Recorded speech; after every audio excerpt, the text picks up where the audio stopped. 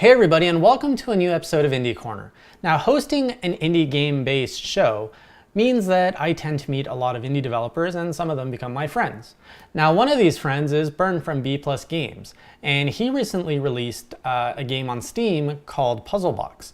And Bern reached out to me now that I've relaunched Indie Corner. He said, "Hey Jason, could you take a look at my game and give me a review?" Even though I told him, "Look Bern, I can't promise you a good score because I'm going to review this fairly." He's like, "Yeah, that's fine. I'm sure you'll enjoy it." So with that, Bern gave me a code for Puzzlebox, and that's what we have today. Now, I'll be honest, Puzzlebox is not a game I think will attract a lot of attention from gamers with experience, but I do believe that it's a good game for kids. So with that in mind, let's roll that theme song.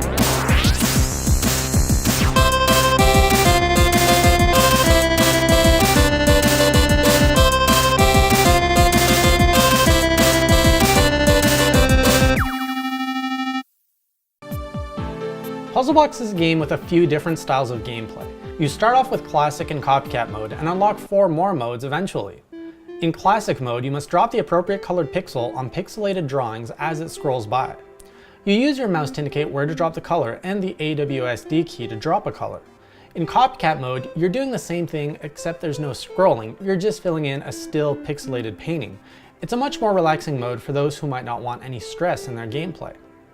The unlockable modes include Boom mode, in which you drop bombs to destroy your pixel art levels, Run mode, in which you control Marshmallow Boy Roy to jump and collect coins as he continuously runs across your pixel art.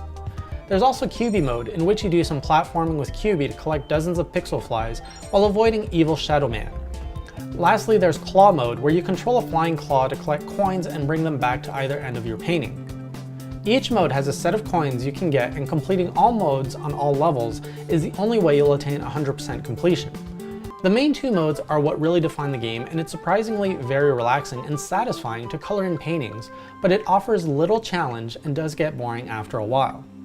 The other modes offer some different gameplay, but it offers so little challenge that I doubt it will keep the attention of any skilled gamer. Completionists should find some enjoyment in collecting the hundreds of available coins, which can easily take over 10 hours to acquire though. Because of the diversity of gameplay and how well everything controls, I give the game a 7 for this category. Onto the graphics, you'll notice that Puzzlebox is just brimming with bright and happy colors, which is very appropriate for its tone. There's enough detail in the smaller elements to give the game a polished look and avoid looking cheap. You'll find nice textures and lighting effects on the 3D models, and the flat graphic paintings play the part that they need to. The graphics are very well done for the type of game this is, and for that I give it an 8 in visuals. Next is sound, and this game absolutely excels in this department. Just like its visuals, Puzzlebox has a diverse soundtrack of bright, happy, and relaxing songs. It makes the process of coloring in the paintings just that much more enjoyable. There aren't too many sound effects, and that's actually a good thing, as it would distract players from the ambience the music creates for your coloring experience. In fact, the game does present a negative tone when you miss a color, and it just adds a terrible thud to the otherwise pleasant soundtrack. There's not much for me to criticize here, and so I give sound a 9. I touched up on this before, but the challenge in Puzzlebox is nearly non-existent for anyone who's been gaming for a while. I tried to even fail a level on purpose, and the only punishment to the player is missing out on some coins. Playing through the level will still unlock the next level regardless of how you did.